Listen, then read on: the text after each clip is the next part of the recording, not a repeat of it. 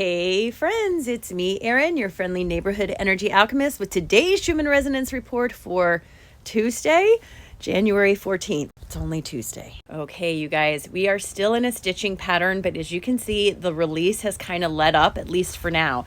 The last release was yesterday morning right here. Since then, we've been in this integration stitching pattern, still bringing in this new energy, but we don't have any red release energy coming in. And for one, I'm excited about it because I'm tired of being reactive to everybody. You know what I'm saying? I'm doing my best, but sometimes when we have all that release energy happening, I can't help myself. You're going to say something to me, I might say something back, even though I'm trying my best. But the release energy has finally let up. With stitching energy, what is happening is you are integrating the energy that we received, that big white energy from a week and a half, 2 weeks ago.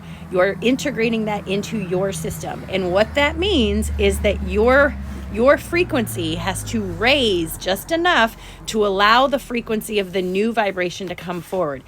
That new energy, that frequency is not coming down, friends. So until you come up to it, you can't integrate it. People ask me a lot, how do I raise my frequency? How do I raise my vibration, friends? It's the easiest thing in the world for me to tell you and the hardest thing for you to do, because it's about focusing forward on you, what you want, and not paying attention to so many terrible things happening around you. The things that are happening around you that you don't have any control of. I'm not telling you to ignore them or pretend they aren't happening, but I am telling you to not make them the centerpiece of your day.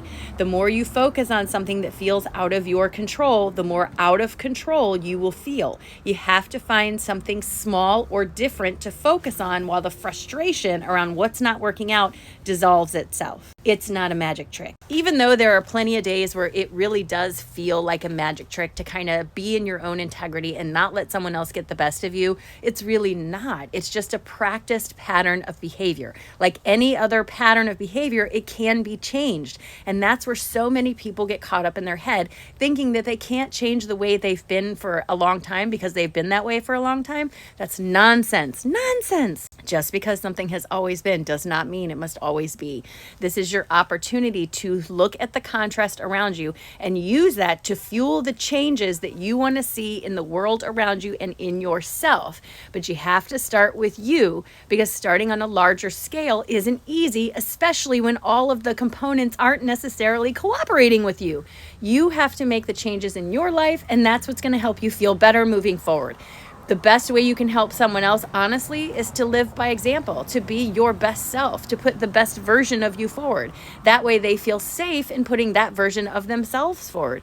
I just want to remind you, like Esther Hicks has been saying for years, you cannot be broke enough to make somebody else feel wealthy. You cannot be sick enough to make someone else feel well. You have to take care of yourself and lead by example. If you have kids, you know kids learn by watching way more quickly than they learn by listening. Adults are the same way. I'm just saying, the more you show them how things can be, the more likely they are to follow up with that. With this stitching energy, like I said, it tends to make us a little bit more reactive, step outside of ourselves, be more, it's just one of those things where you need to pay attention to where your focus is going, especially with integration, because it can make your body super tired, make you irritated. It brings stuff up to the surface to make you a little bit more reactionary, all that sort of stuff. It's just time to sort of think before you say something. You know what I'm saying? Think before you react. All right, and here's our cards for the day. So the first card we get is Introspection. We are going through massive changes as a collective and on individual levels. This is a time for introspection, to look within, because we are learning the lesson of self-sufficiency. Instead of looking all around us for confirmation, for people to tell us what we are and what we should be doing, we are being asked to learn to look within and learn this for ourselves. In turn, this is helping us to see ourselves in a whole new ways, seeing ourselves through the multifaceted prism of source instead of the limited lens of man. This leads to new beginnings, new opportunities, new chances, and a balanced heart, as well as a feeling of victory in the space. But it all comes back to you, friend. This is a time for introspection and for learning that you can do things yourself, that you don't need someone to tell you who you should be or what you should want to do. You get to decide that, friends. Is winter over yet? It is a snowy day here in Illinois. It is very, very cold, so we're going to do this quickly, shall we? All right, we're going to take a nice big deep breath in. We're going to ground ourselves and connect ourselves to Mother Earth, setting our intention for the day. Let's do it. Nice big deep breath in. Release.